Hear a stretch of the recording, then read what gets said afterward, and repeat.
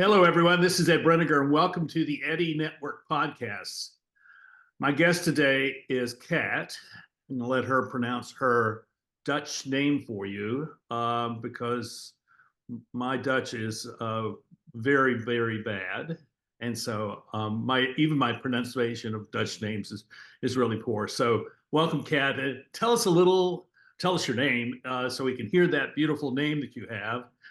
And then tell us a little bit about who you are and what you do, and anything you feel like is relevant to just the two of us meeting. And this is really our first conversation, and we're hardly even 5 minutes into meeting one another, and here we are talking in front of the world. Yes. So first of all, thank you for the invitation. I'm curious to see where this will go. And about the name, I hope I can still pronounce it. So it's Katrijn van Oudheusden, and that's also my author name. So the full thing is actually relevant if anyone would want to look at my books. But I go by Kat because, as you already said, it's internationally unpronounceable. Yeah. Yeah, and who am or what I do, or I guess why we're speaking. I write a Substack called Daily Nonduality, where I publish daily short contemplations about something called non-duality, which I'm sure we'll discuss. Yeah. And yeah, I'm the author of 3 books on that subject. So is that your day job, or what's your day job? What is that, or that yeah, a sideline, a side hustle, as they call it? no, I would say that's my day job. The moment I write and I talk to people, the proportion of each varies. But that's what I do. Yeah. That's great. And how long have you been doing this? Well, I've been in organizational development and leadership development formally, like internally in organizations and as a consultant for 20 plus years. And 3 years ago, I started saying no to that because I was already freelancing and solopreneuring, and started to move into coaching mainly. This was my first attempt to bring what I call a non-dual understanding into the world of organizational development and leadership development. And that went really well for a year, but then I found myself expanding into more of the writing and doing less of the coaching until now I do only the writing and no more coaching. I see. So could you define for us what non-duality is? Or is that possible? Of course it's possible. Okay. Right. I don't know. I mean, I never heard the term until about 3 or 4 weeks ago when I read your Substack. Yeah, so I won't say it's the ultimate definition or the true definition or the only definition, but the one I use is that non-duality is also called the perennial philosophy, because it is an understanding of the way the world is that has been known for centuries. And its basic tenet is that we perceive the world as though we were separate selves in it. And non-duality says, no, that's an illusion.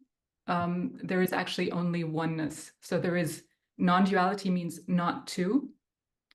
And what it's pointing to is there are not two or multiple separate things. There is only one. There is no separation.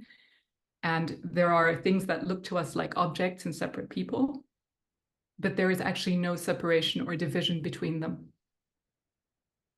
Well, this really challenges the whole Western edifice of philosophy, doesn't it? Yes, but only since, I'd say, the 17th century. Before that, it was actually quite, all the monotheistic religions, but all spirituality and much science as well was still from within the idea of what we could call idealism, that there was basically oneness, and materialism, so what science now basically assumes is quite new. It's actually since the Enlightenment, as they call it, in the 18th century. All of this is very interesting to me because these are the kind of questions I'm asking all the time. because I, my reaction to, shall we say, the modern world, let me put it in those kind of societal, is that we're very broken and we're very separate, and we don't know. I mean, all this desire for connection doesn't work because we still cannot cross over to see what mutuality, I would use the word mutuality is. I mean, you and I are having a mutual conversation.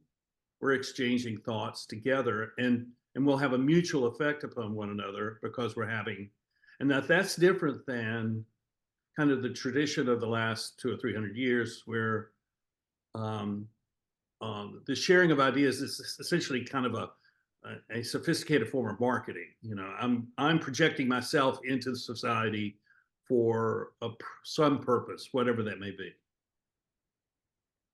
Yes. So we've, in especially the last 50 years and 100 years, we've moved to the extreme of individualism, and especially in the United States and the Western world, but even what I know from the rest of the world as well, just extremely towards we're all separate.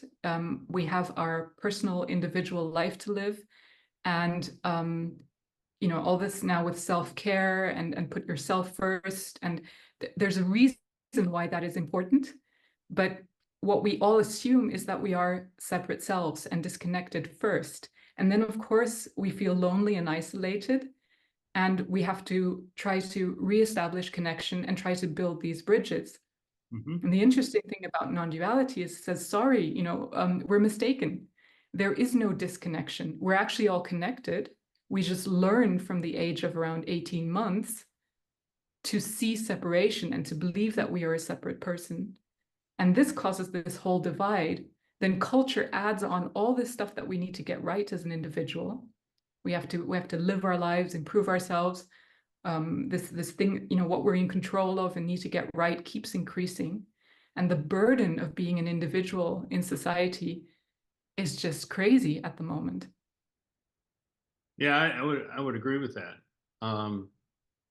I grew up feeling I was an individual, but I felt very much, I mean, even to the day, I mean, I just turned 71, even to the day, I feel like I've never fit in any grouping.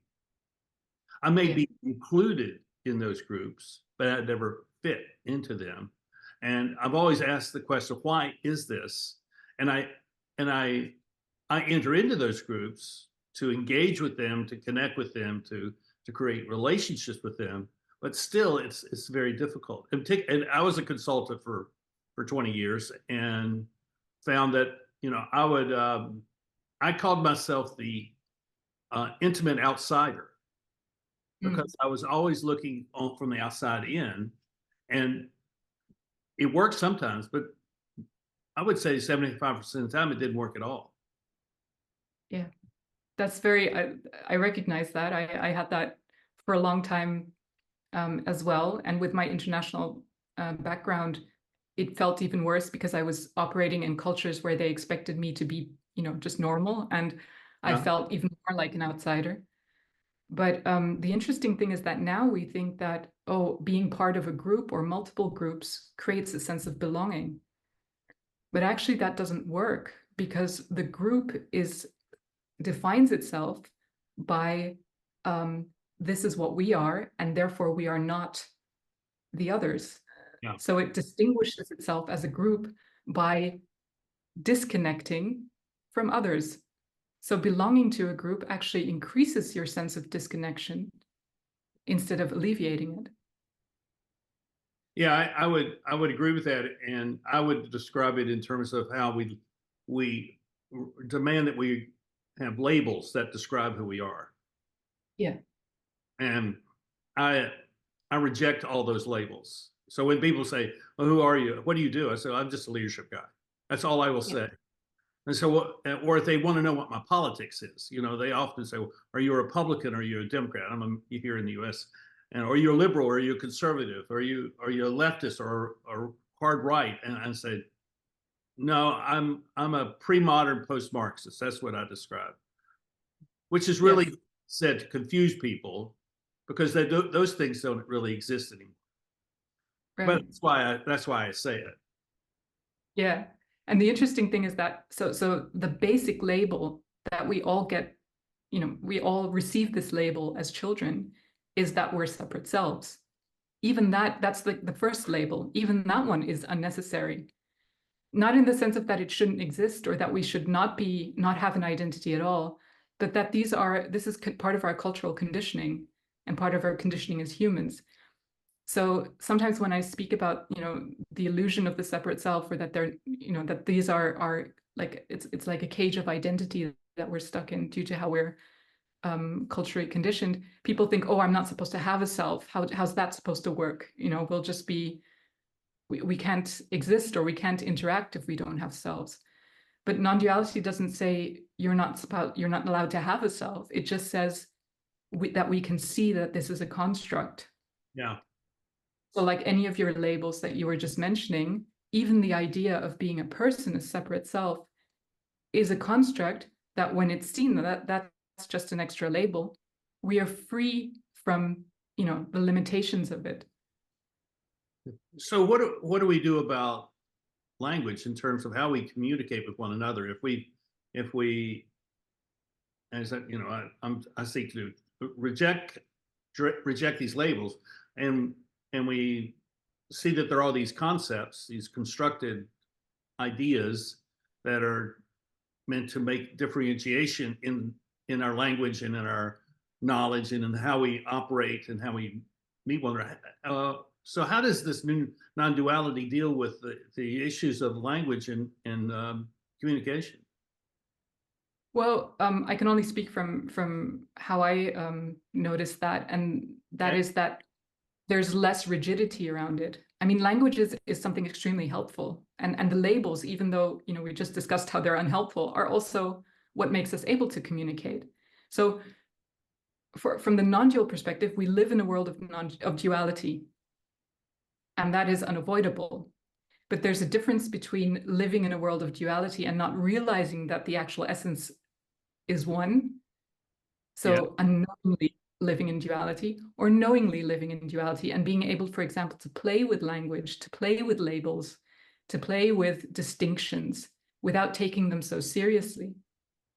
So conventionally, I'm a woman, but from a non-dual understanding, yeah, that's just one label. That's just what the body looks like, you could say, or we can have a whole discussion in language about what that means socially or conventionally.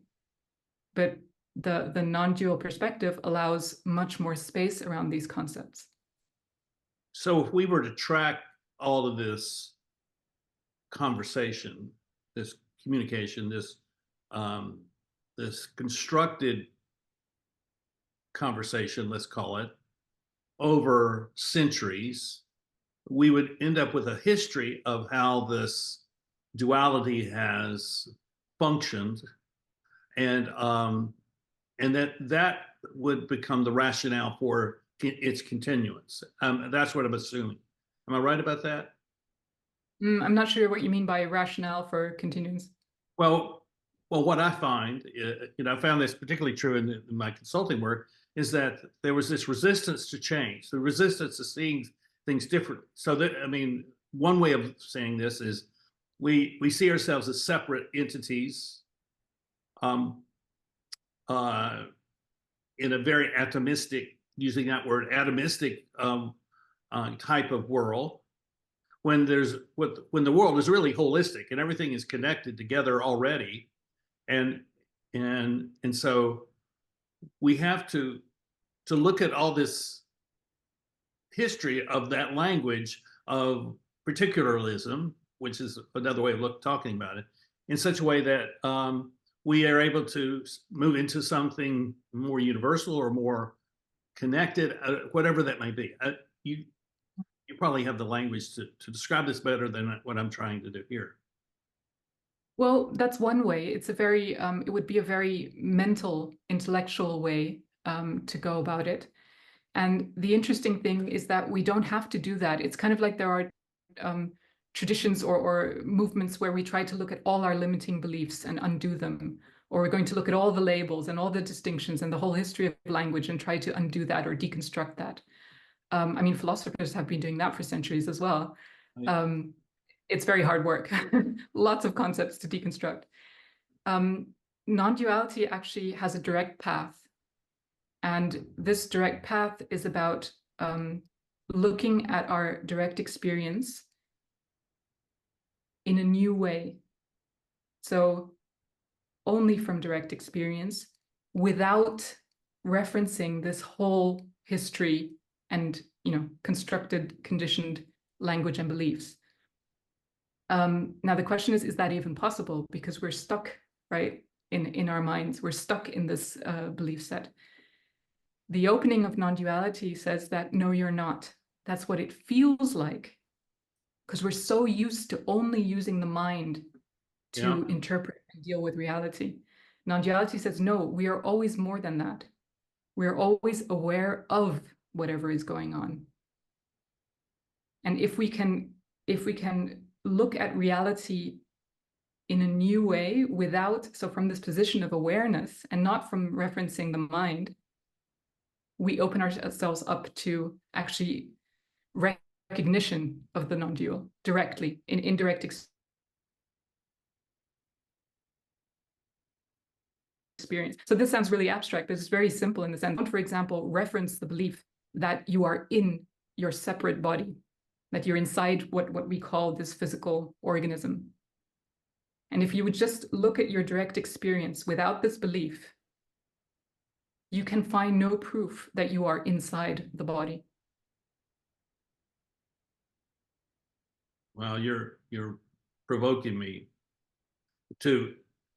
in trying to understand what that means, because because what I have been discovering is that there's a mind-body problem in philosophy that we're living in the middle of, and that the mind has taken over, and what we fail to understand is how our bodies experience reality. Mm-hmm. And reality, our bodies are a receptacle of the data of reality, but it comes to us in a nonverbal way. It comes in feelings, comes in notions, intuition, that sort of thing. That's the way I see this distinction between the abstract and the concrete. I totally agree with direct experience, and and I see it in the context that the world that we're kind of living in is one of simulation. It's a simulated world. It's not a real world. The real world is more like what you're describing. Mm. But this mind-body distinction, those are two concepts that we create in the mind.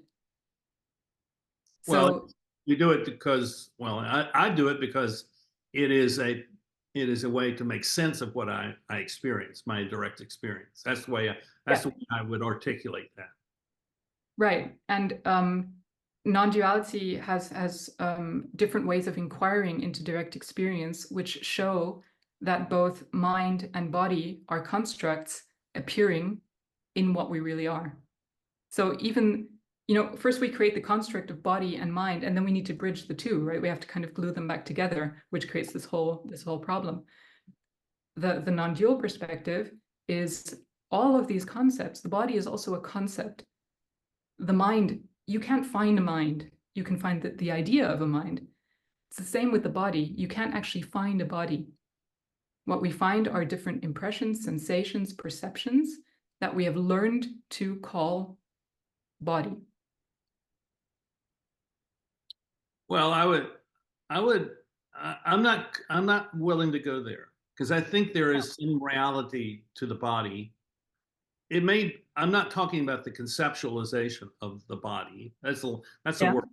But I would say that there's a reality to the body that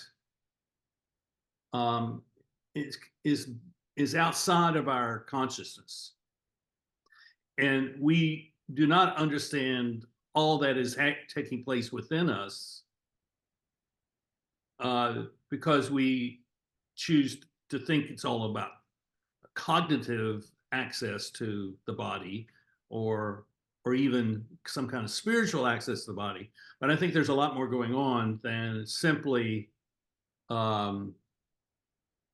the sort of things that we typically describe as the body. And I mean, that's what I'm finding in my own experience. And, I've, the last 2.5 years, I've gone through a series of health challenges. One was the loss of hearing in this ear, with vertigo to follow. And recently I had a hip replaced, and I spent 8 months in pain waiting to get surgery.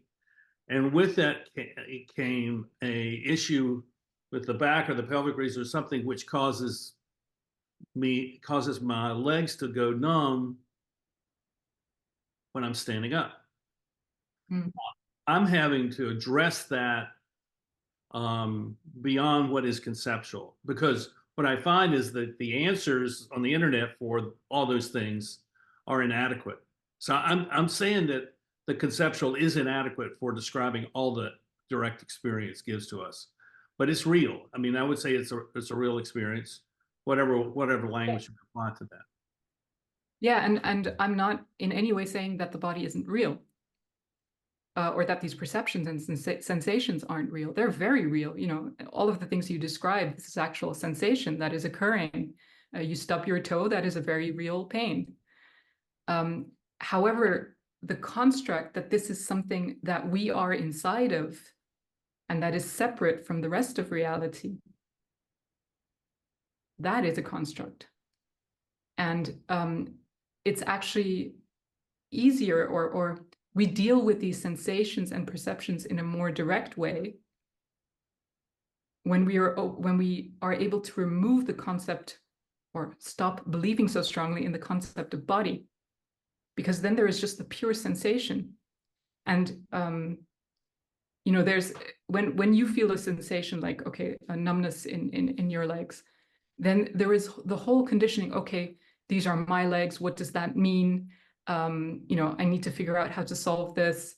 And some of that is just, natural organism intelligence kicking in. Okay, there's a problem. I need to fix it.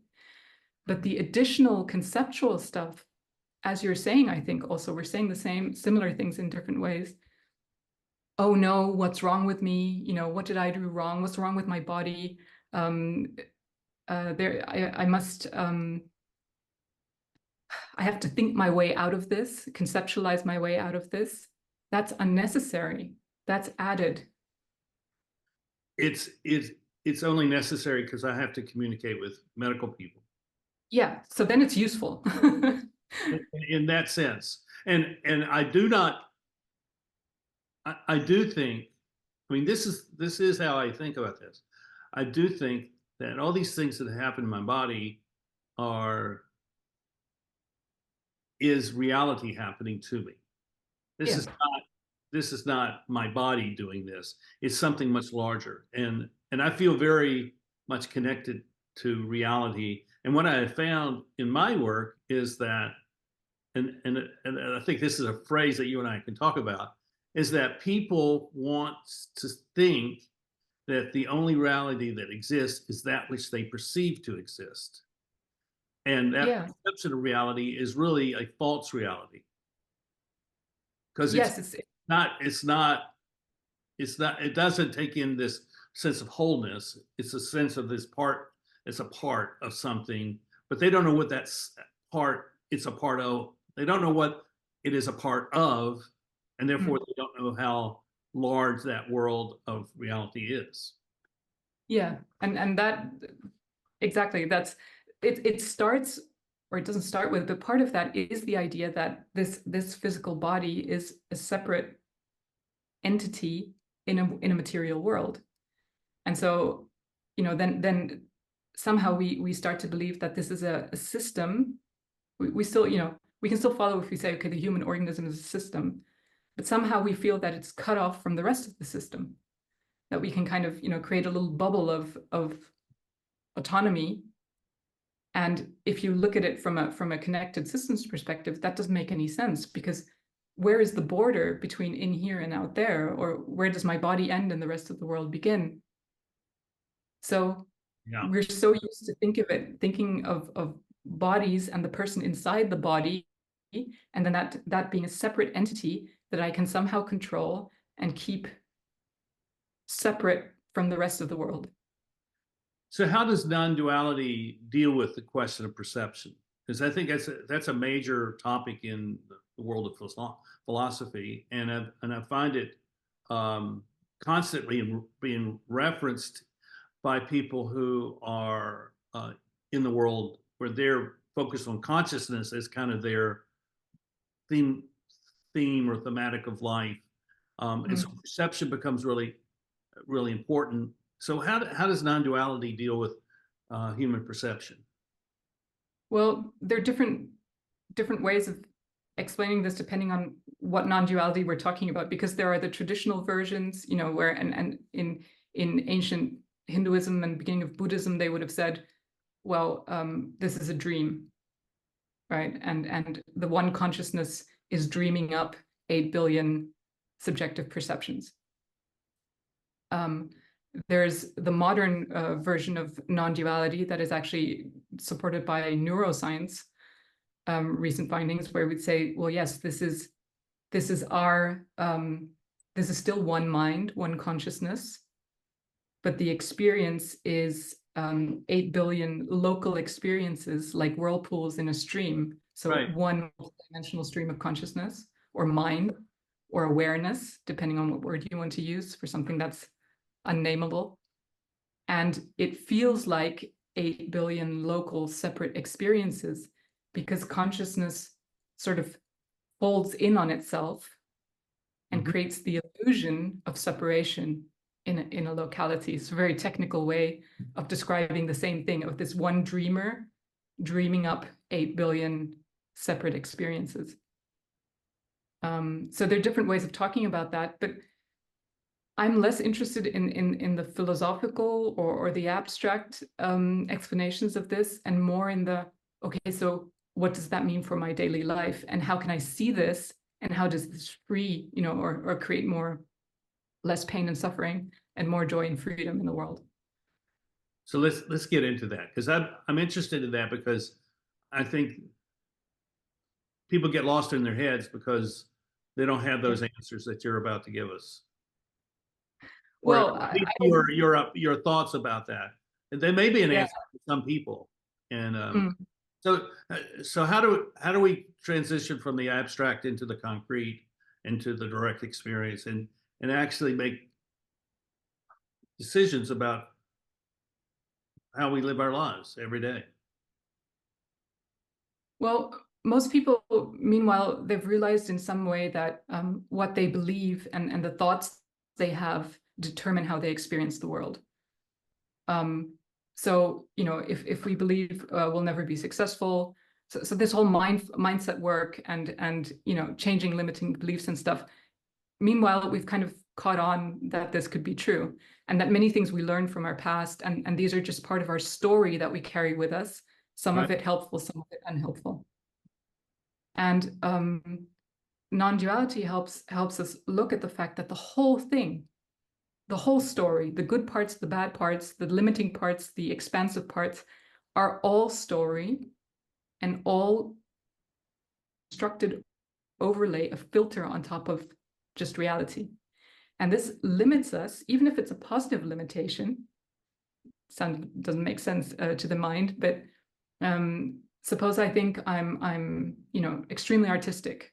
This would sound like a, you know, a positive belief.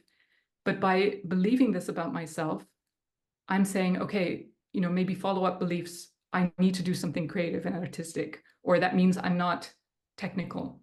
Or so no matter what the belief is, in the identity that we build limits us to a separate self.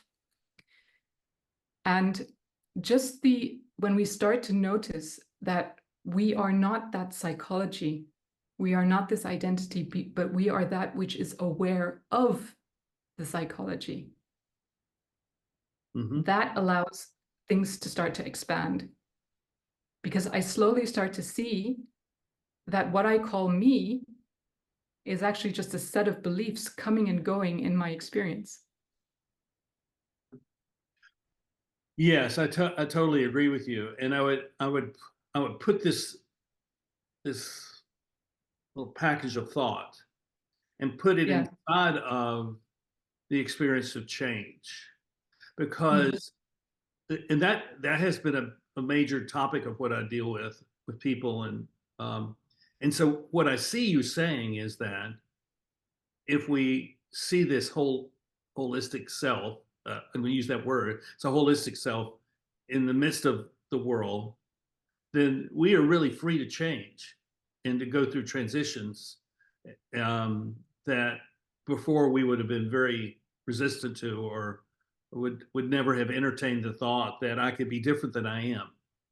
And mm, and I think there are a lot of limiting beliefs out there that people have, and they're being given to them by people who are well-meaning, who actually love them, but don't understand what you're trying to describe to us, and which is that we really are open. We're beings of open potential. I would say I would describe it that way. The potential is unlimited to what we can do and be in our lives, and I don't find many people who actually believe that, because of all mm. their experience in life has been to perform and to fit into a box, into a frame that someone else has described for them. Yes. Yes, and the mistake we make is often trying to, from within this limited belief system, which we automatically are if we have an identity, we try to optimize the identity. So we're going to say, okay, I'm going to, become more limitless, or I'm going to start believing in my endless potential, or all of this stuff. But that doesn't work because we are operating from within this perceived limitation. And the non-dual understanding says, we are systems, right? We're systems within the system, embedded in it, unfolding exactly as the rest of the universe is unfolding. So I am no different from the cat or the tree. Growth and movement and change, but also what we would not call change. These are all just automatically, spontaneously unfolding through this organism and that organism and all other organisms. But we think as human beings that we are in control of that and that we need to manage that. So from the age of, from a very young child is told, no, you are a separate person and you control your life, at least important parts of it. You are the thinker, you are the doer, you are the decider, and it's now your job to get all of that stuff right, to do that the right way. And the non-dual version is much more like the Taoistic version, which is just, no, this is a spontaneous unfolding of life, including change, including radical change, including no change for long periods of time. And that is simply what is. So when we see that, we stop fighting it. As you say, the resistance disappears. How did you come to have this view? What was the instigating event in your life that brought you to see this? I'm not sure, but I usually go back about 15 years when I was very unhappy, quite depressed, and looking in all these very psychological self-help techniques for some kind of relief. And I was I was interested in coaching. I was interested in self-improvement, self-development. So I naturally, wanted to learn all about this. I was also interested in Buddhism and meditation and just basically solving myself because I felt, inadequate in many ways. And none of that helped. So I tried the meditation, the tapping. I tried learning more about my personality.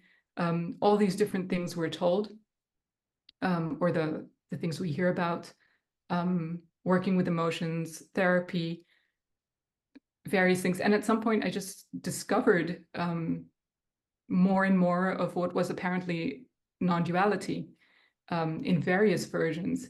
And as I said, some of traditional Buddhism is non-dual, as is, for example, some of Christianity and many other religions. Yeah, great. Mhm. And this somehow resonated. It was just, there was a part of me, I didn't understand it. I didn't understand what they were talking about with everything is one and there's no separation. Come on, this doesn't make any sense. But it kept pulling me in, and I just ended up reading lots and lots of stuff, which didn't help because this was all very philosophical or strangely spiritual, which I didn't like that much. But at a certain point, I started finding very direct and clear authors who just said, no, look, this is about looking in your direct experience, not believing anything new. It's just about investigating what they've told you. They've told you you're a separate self. Look again. Can you find one? Where is this self? And if you're not, what does that mean? Right? That means there's only one. What does only one mean? Look in your direct experience. If you don't add disconnection or separation to reality in your mind, what you experience is oneness. And that is a sense of joy that we don't find from a separate ego point of view. Yeah, I totally agree with you.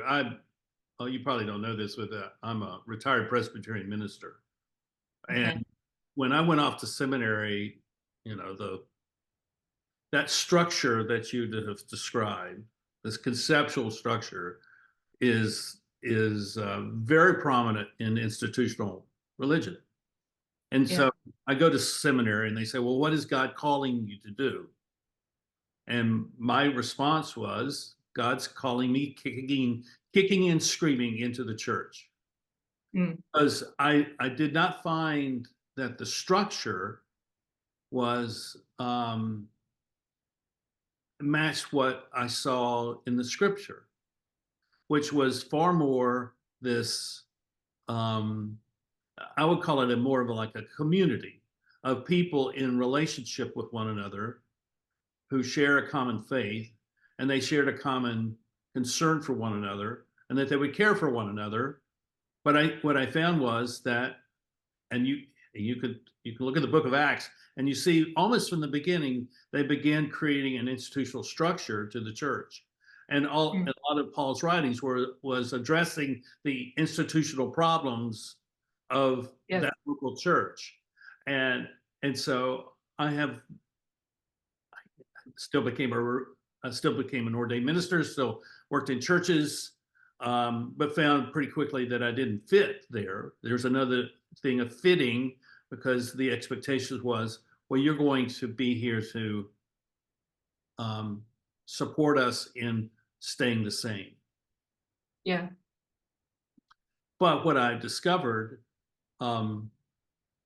is that from a Christian perspective, that what we're living in is this world, a broken world that, if you take the story of Adam and Eve, that created this world of difference. You look at before them, there was no the knowledge of good and evil was not their privilege to have. When they ate, yeah.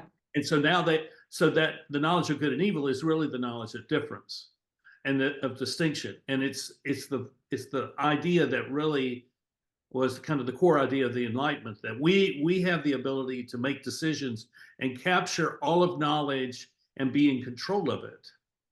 And I never felt like that was, I felt like that what I was responsible for as a Christian, as a believer, and as a minister, was to seek to understand what happened before Adam and Eve, and to understand eternity, which is really lacking in time and space as we understand it. Yes, so which is that's now. the fullness that I live in, and it dictates how I function particularly in the changes that I go through in my life. Then you must have heard of Marshall Davis. No, I don't know Marshall Davis. Okay, because Marshall Davis is, I'm not sure what kind of minister he was or is, but he writes about non-dual Christianity. Oh, interesting. And yes, and I think this will I'll look him up. Yeah, very interesting for you, but and maybe also for listeners, because I find many resonate with that idea that for example, the teachings of Jesus are radical non-duality. If you read them without the institutionalized church interpretation that some of it is given. Some of us would call him an anarch.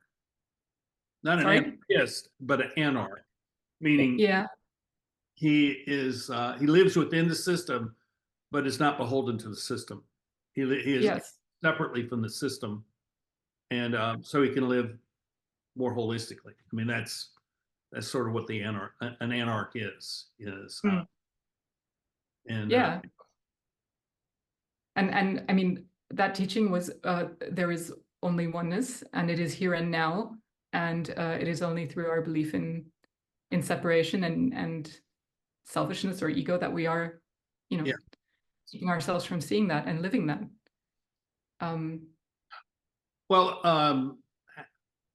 How do I, is this what is this, a philosophy, a way of life? How do you conceptualize non-duality?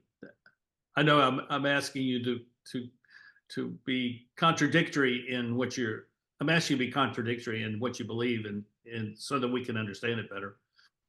It's okay, I'm used to it. I call it empirical, practical, pragmatic non-duality. It's neither philosophical, which for me is abstract reasoning and thought, almost for the fun of it.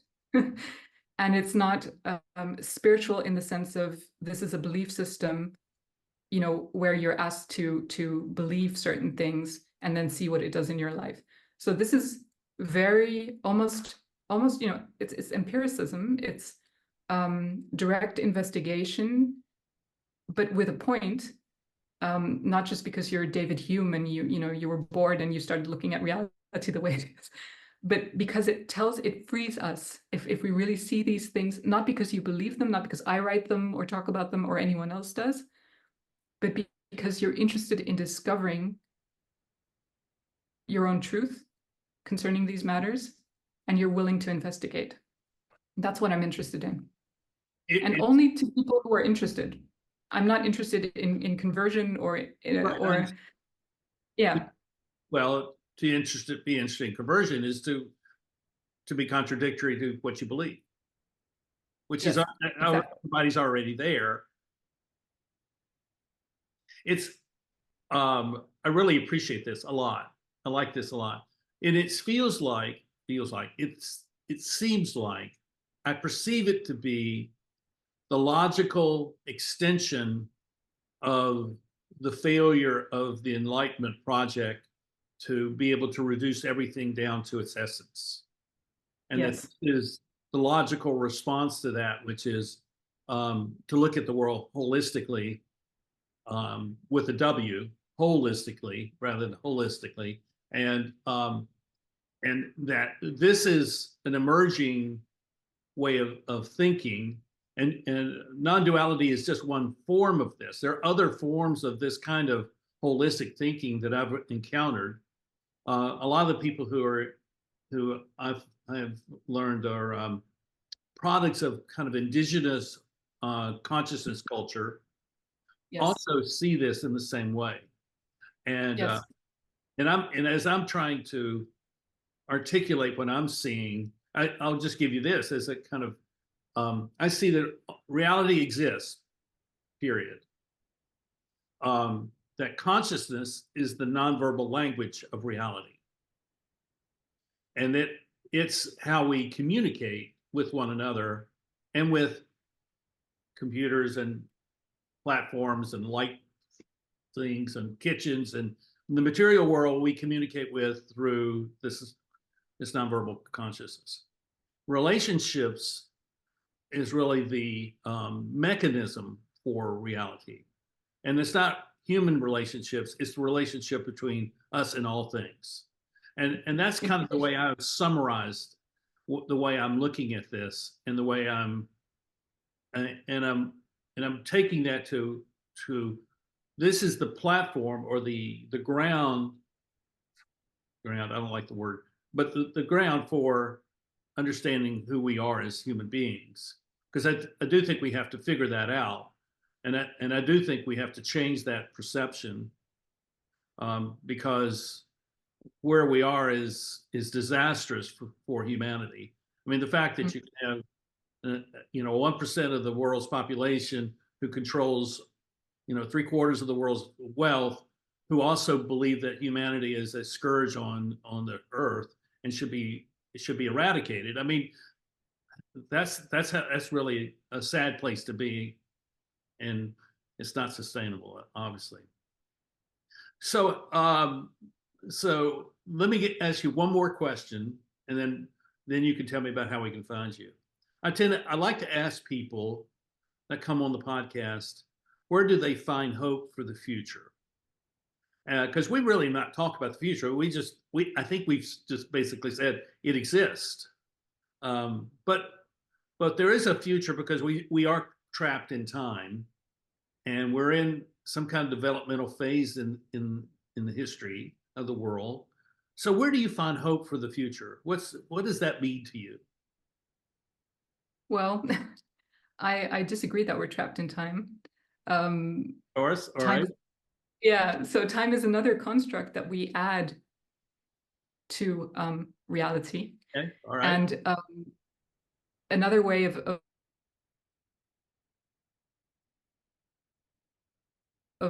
looking at this is just the spontaneity in an eternal now, happening in eternal now. And then thoughts about the future, or hope for the future, or a need for a future become less interesting, because everything that is happening here and now. And the future, when it arrives, will also be now. Yes. And this sounds like an interesting word game, but it's really, when it's really felt in the sense of, look, all my thoughts about the future are imaginary. I'm imagining something that I have no idea about. I don't know, and when it happens, it's here. So it's just fantasy. And I'm not that interested in fantasy. I mean, it's fun, we can have a conversation, but something like needing hope for the future is here. It's this. All right. That's a good place to stop, because it's now. Yeah. But now is all we have. I get it. I don't disagree. Um, I'm having to process all this. I have to think this through, but I agree with you. Mm. So how do people find you if they want to connect with you? What's the best way? Yeah, well, the current sort of nexus of what I do is on Substack, but also the website dailynonduality.org, and that's also the name of the Substack. So if you Google Daily Nonduality, you'll find me. And I do a lot on LinkedIn, a lot on Substack, and my books are on Amazon. And that's it, I think. Okay. Do you do any public speaking? No, I do lots of podcasts, and I love to talk about this, but nothing formal. Okay. All right. Well, Kat, thank you for being here. This has been interesting, fascinating, interesting. Yeah, it's for me. I'm hearing so many commonalities, and then there are so many things that I really I'm not there yet. So, and I appreciate that. But Yeah, and in here, thank you for the questions, because they show also that you've really, you've thought about this a lot. So yeah, yeah. cool. Well, I continue to think about it. It's not. It's my eternal now in reality. So thank you for being here, and thank you all for watching. Please hit the like button, subscribe if you will, and leave a comment, because your comments are always appreciated, and I'll pass them on to Kat as you offer them. And we'll see you next time here on the Eddie Network podcast. Bye-bye.